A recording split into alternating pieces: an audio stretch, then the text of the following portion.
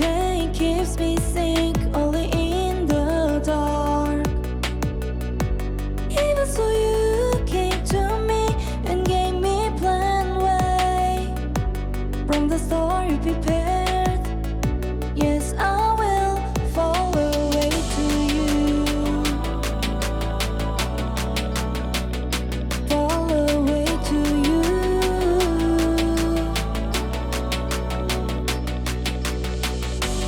I believe your bigger plan. I believe your bigger love. Yes, you are the only one that saves me. I believe your bigger plan. I believe your bigger love. You show me way to you, and I'll follow way to you.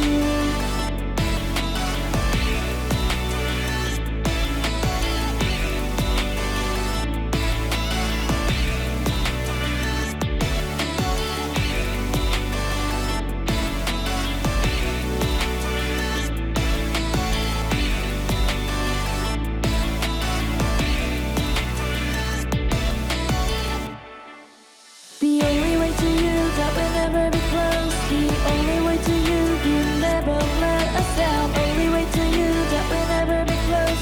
The only way to you, the only way to you.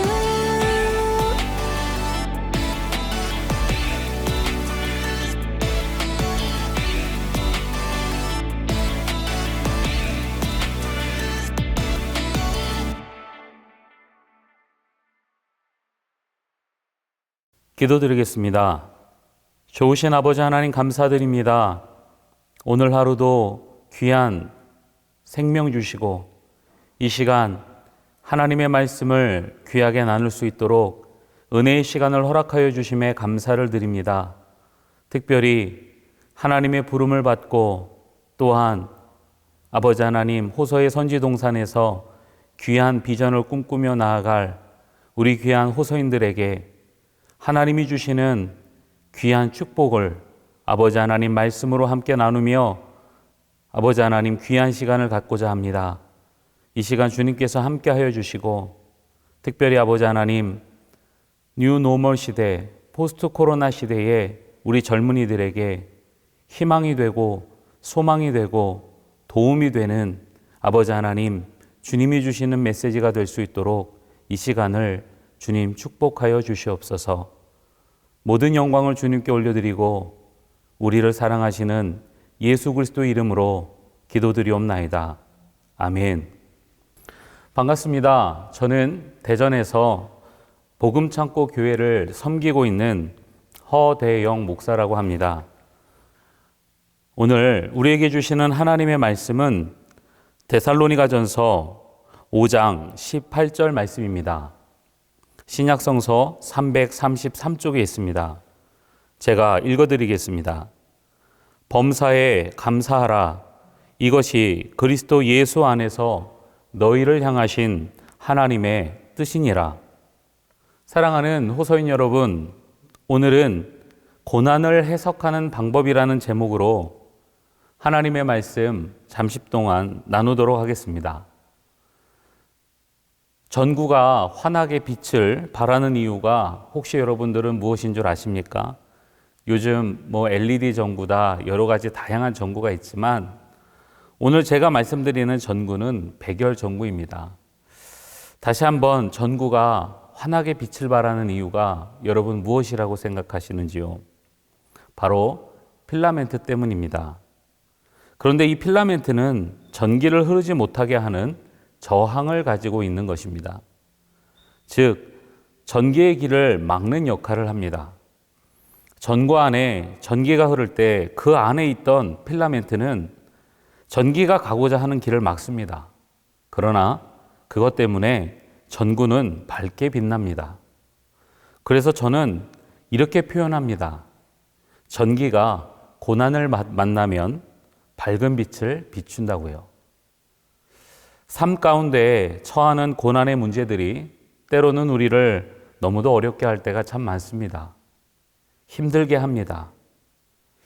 요즘이 가장 우리 젊은이들에게도 힘든 시간, 고난의 시간이라고들 많이들 하는데, 그러나 이 고난을 다른 측면으로 봤을 때는 하나님께서 우리의 인생을 밝게 하시려고, 빛나게 하시려고, 영광스럽게 하시려고 계획하신 하나님의 작품일지도 모릅니다. 본문은 오늘 데살로니가전서 5장 18절 말씀을 제가 읽어드렸는데, 거기에 우리가 주목해야 할 부분은 범사에 감사하라라는 부분입니다. 여러분, 다소 생소한 단어가 될 수도 있겠지만 범사가 무슨 뜻인지 여러분들 제가 말씀드리면 여러분 고개를 끄덕이실 수 있을 겁니다.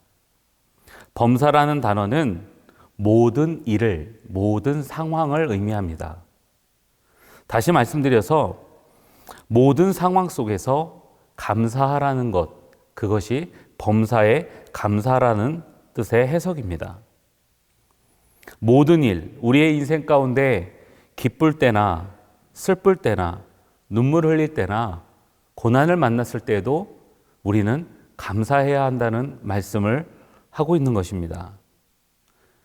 행복한 때뿐만 아니라 고난받을 때도 감사하는 것 참 쉽지 않으나, 여러분, 고난을 감사로 해석할 줄 아는 것이 그 인생의 결과가 달라지기 때문에 우리는 감사로 이 고난을 해석해야 한다고 성경은 이야기하고 있습니다. 따라서 오늘은 고난을 해석하는 방법, 감사라는 제목으로 하나님 말씀을 나누게 되는 것이죠. 요한복음 6장에 나오는 오병이어의 이적을 한번 생각해 보겠습니다. 예수님의 말씀을 듣고 있던 무리들은요, 말씀을 듣다가 때를 놓쳤어요. 식사 때를 놓쳤습니다. 무척이나 다들 배가 고팠습니다. 먹을 것이 없습니다.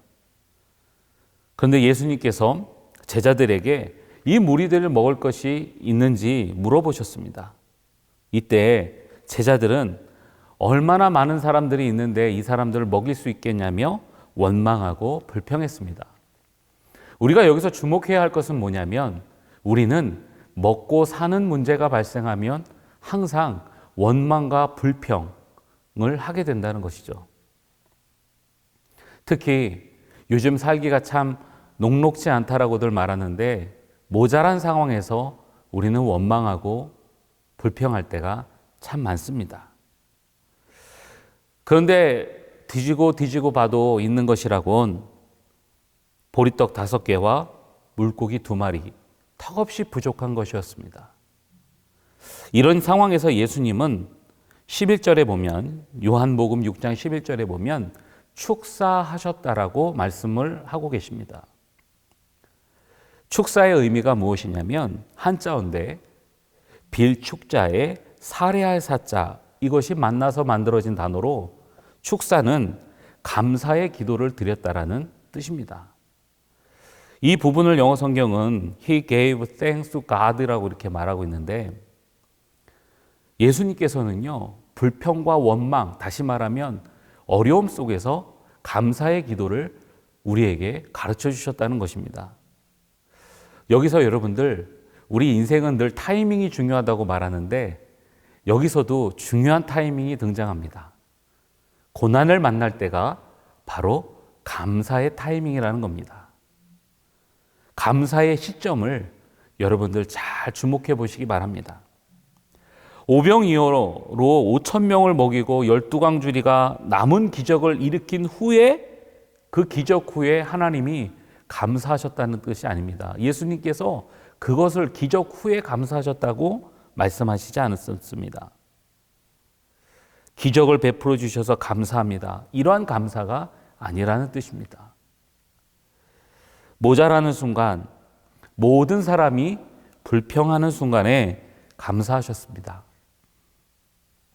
누구라도 원망할 수밖에 없는 상황에서 감사의 기도를 드리신 분이 예수님이십니다. 또 한 가지가 더 있습니다. 요한복음 11장이 나오는 죽은 나사로 이야기입니다. 이 죽은 나사로를 예수님은 살리셨습니다. 본문을 잘 읽어보면 예수님은 죽었던 나사로가 살아난 다음에 감사의 기도를 드리지 않으셨습니다. 나사로가 죽었다고 하면서 또 마찬가지로 모든 사람이 그 상황 속에 불평하고 원망하고 절망할 때 예수님은 감사의 기도를 우리에게 가르쳐 주셨습니다. 그때 나사로가 살아났습니다. 사랑하는 호소인 여러분, 요즘 참 마음이 암담하고 죽을 것 같고 힘들지만 여러분 한번 감사해 보는 건 어떨까요? 이 상황 속에 그래도 내가 숨쉬고 있고 내가 오늘 하루도 무언가를 비전을 꿈꾸며 살아있음에 감사할 수 있다면 그 시점이 바로 하나님이 주시는 기적의 시작의 시점이 아닌가. 저는 여러분들이 그렇게 하루하루를 살아가다 보면 그 인생이 꿈을 꾸고 비전이 성취되어지는 멋진 인생이 될 줄 믿습니다. 다시 한번 본문으로 돌아오면 감사의 시점을 우리가 잘 주목해야 합니다. 모든 사람이 낙담 가운데 있을 때 예수님은 감사하셨습니다. 그리고 그러한 감사는 반드시 열매가 맺어지게 되어 있다는 것입니다. 예수님은 자신의 삶을 통하여 언제 감사해야 하는지를 가르쳐 주셨습니다. 오늘 본문 말씀, 이 메시지를 짧지만 다 여러분들 있더라도 우리 이 한 가지는 좀 기억했으면 좋겠습니다. 절망할 때가 감사할 때라고요. 저는 우리 젊은이들에게 이런 말을 많이 합니다. 나의 끝이 하나님의 시작이라고. 그 가운데 나의 끝을 인정하고 하나님이 시작되어지는 그 중간에 가교 역할을 하는 것이 바로 감사입니다.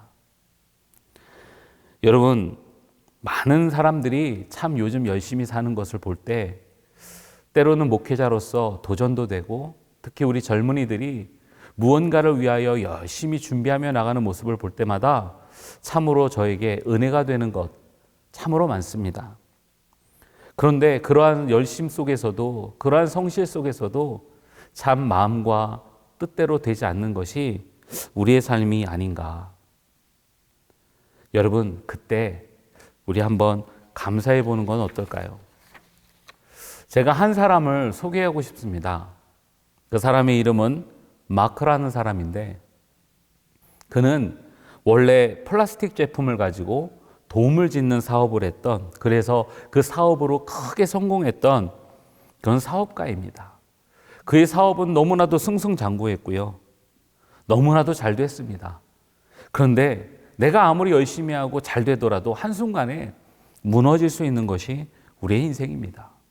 그도 그럴 것이 그만 오일 쇼크를 만나가지고 모든 것이 파산되고 자기 사업장은 부도가 나버렸습니다.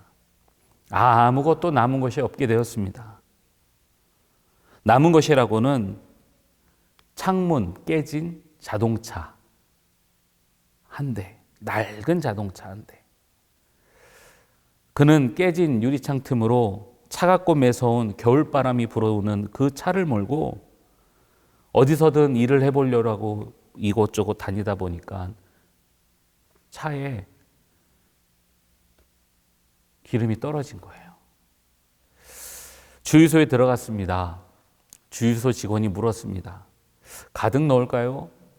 마크의 대답은 기어가는 목소리로 이렇게 말했습니다. 아닙니다. 20센트 어찌만 넣어주십시오. 그의 그런 비참함 속에서 그는 먹고 살려면 뭔가 해야 했지만 또한 마땅한 자리가 없었습니다. 그래서 결국 하게 된 것이 무엇이었냐면 화장실 청소원이었습니다. 과거에는 잘 나가는 사업가였지만 한순간에 모든 것을 잃게 되자 곁에 있던 친구들도 떠나게 됐고 이러한 현실을 이 마크는 도피하고 싶었습니다. 그 인생 가운데 앞으로 어떻게 될까 미래에 대한 두려움도 생기고 또 마음에는 우울증도 찾아왔습니다. 그러나 마크는 믿음으로 그 자리를 딛고 일어나기 시작했습니다. 그 결과 그는 자신의 그 실패를 경험으로 바탕해서 열심히 성실하게 청소원을 하기 시작했고 그 분야에 만족할 만한 사업체를 이루기도 되었습니다. 그런데 그 과정 속에서 이 마크가 했던 것이 있는데 바로 감사 노트였습니다. 이 감사 노트를 쓰기 시작하면서 이 마크가 자기에게 있는 재능을 발견하기 시작했습니다. 그게 무엇이냐 하면 자기가 글을 잘 쓸 수 있는 능력이 있다는 것을 발견하게 된 것이죠. 그러면서 그것을 회고적으로 그가 잘 다듬어서 책을 내기 시작했는데 그것이 바로 여러분들 오랫동안 아주 오래전 책이긴 합니다. 그러나 여러분들 많이 알고 계시는 마음을 열어주는 101가지 이야기라는 책입니다. 그 저자 이름이 바로 누구냐면 마크 빅터 한센입니다. 여러분 이 책은요 베스트셀러였습니다. 우리나라에서만 얼마만큼 팔렸냐면 4천만 부, 전 세계적으로 베스트셀러 되어서 4천만 부가 팔렸습니다. 우리나라에서는 100만 부가 넘어가면서 초대형 베스트셀러가 되었습니다. 그런데 이 책이 너무 많이 팔려서 4천만 부가 팔렸습니다. 그래서 신조어가 이 마크 빅터 한센을 통해서 생겼는데 그게 바로 메가셀러라는 말입니다. 그가 이렇게 고백했다고 합니다. 오늘날 내가 여기 설 수 있던 것, 이 자리까지 오게 된 것은 지난날의 실패의 고난에 대한 감사 때문입니다. 이렇게 고백했답니다. 마크 빅터 한센은 크리스찬입니다. 이처럼 고난과 문제를 어떻게 해석하느냐에 따라 결과가 달라집니다. 사랑하는 호소인 여러분, 어렵고 힘든 문제를 만났을 때 그때를 감사의 타이밍으로 도전해 보시기를 주님의 이름으로 소망합니다. 여러분, 많은 사람들은 고난을 만나면 주어진 환경 탓하거나 환경이 바뀌기를 원합니다. 그래서 크리스천의 경우도요, 제가 목회를 하다 보니까 고난을 만나면 대부분 이렇게 기도하더군요. 하나님, 내 환경이 이렇습니다. 어렵습니다. 이 어려운 환경을 고쳐주십시오. 나의 환경을 좀 주님 바꾸실 수 있지 않습니까? 바꿔주세요. 이렇게 기도하는 것을 많이 보게 됩니다. 그러나 저는 여러분들에게 성서적으로 이렇게 권면하고 싶습니다. 그것이 틀린 기도가 아닙니다. 맞습니다. 그러나 그 먼저 더 우리의 기도가 회복되어야 될 부분이 있다면 환경이 바뀌기 전에 먼저 바꿔야 할 것은 우리의 마음이 아닐런지, 우리의 생각이 아닐런지, 불평 대신에 감사의 마음을 가지는 것입니다. 절망 대신에 감사의 태도를 가지는 것입니다. 그렇게 패러다임을 바뀌면, 그렇게 인식의 전환이 일어나면 여러분, 우리의 기도도 달라지겠죠. 우리의 마음가짐도 달라지겠죠. 하나님, 내 마음부터 바뀌기를 원합니다. 하나님께서 내게 말씀하신 것처럼 내 마음이 먼저 바뀌기를 원합니다. 어떤 상황 속에서도 감사할 수 있는 사람이 되도록 주님 도와주세요. 사랑하는 호소인 여러분, 우리 안에 이러한 고백을 했던 성경 속에 저자가 있습니다. 바로 시편 기자입니다. 시편 109편 30절에서 31절의 말씀에 보면 이렇게 나옵니다.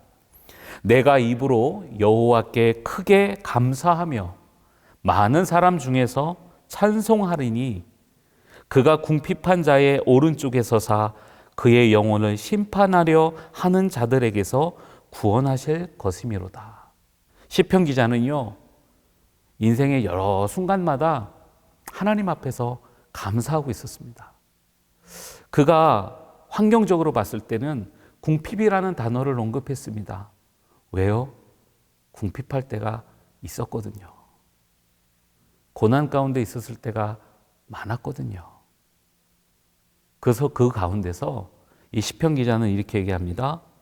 내가 입으로 여호와께 크게 감사하며. 감사는요, 선포하는 겁니다. 고난 가운데 여러분 하나님께 한번 감사를 선포해 보십시오. 짧지만 이제 말씀을 맺고자 합니다. 사랑하는 호소인 여러분, 좋은 일을 만났을 때, 좋은 일이 있을 때 감사하지 못하는 사람은 아무도 없습니다. 좋은 일이 있으면 누구나 다 감사합니다. 그런데 진짜 인생의 고난을 대처하는 방법을 아는 자는 고난 당하는 그 순간에 감사할 줄 압니다. 내가 지금 눈물을 흘릴 수 있습니까? 고통 때문에, 고난 때문에 눈물이 납니까? 막막함 때문에 답답합니까? 여러분 가슴을 칠지언정, 눈물을 흘릴지언정 여러분 감사를 선포하십시오. 그것이 하나님이 우리에게 주신 고난을 대처하는 방법입니다. 저와 여러분 모두가 그렇게 살아냄으로써 우리 모든 인생이 고난을 잘 대처하는 능력을 가지고 살아가는 호서인 또 그리스도인들이 되시길 주님의 이름으로 축원합니다. 기도드리겠습니다. 사랑의 하나님 아버지, 감사드립니다. 오늘 이 시간 부족한 종이 하나님의 말씀을 함께 나누었습니다. 특별히 주님께서 함께 하여 주시는 것을 우리가 경험할 수 있는 방법, 그것은 인생의 고난 가운데 감사할 줄 아는 방법을 깨닫는 것인 줄 믿사오니 우리 모두가 고난에 대처하는 방법, 감사의 방법, 감사의 능력으로 살아가게 하여 주시옵소서. 특별히 우리 호소인의 귀한 비전 가운데 성령의 기름을 부어주셔서 이들이 아버지 하나님 이 선지동산에서 꿈을 키우고 세상을 향하여 나아갔을 때에는 아버지 하나님 키워진 것들에 대한 열매들이 주렁주렁 맺어질 수 있도록 주님 함께하여 주시옵소서. 감사드리며 예수 그리스도의 이름으로 기도드리옵나이다. 아멘.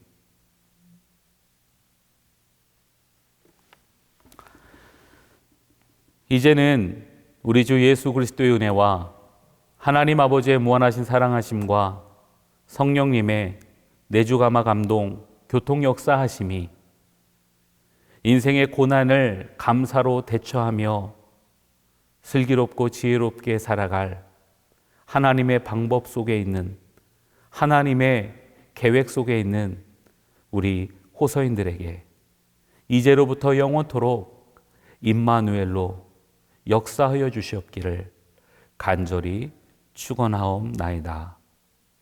아멘.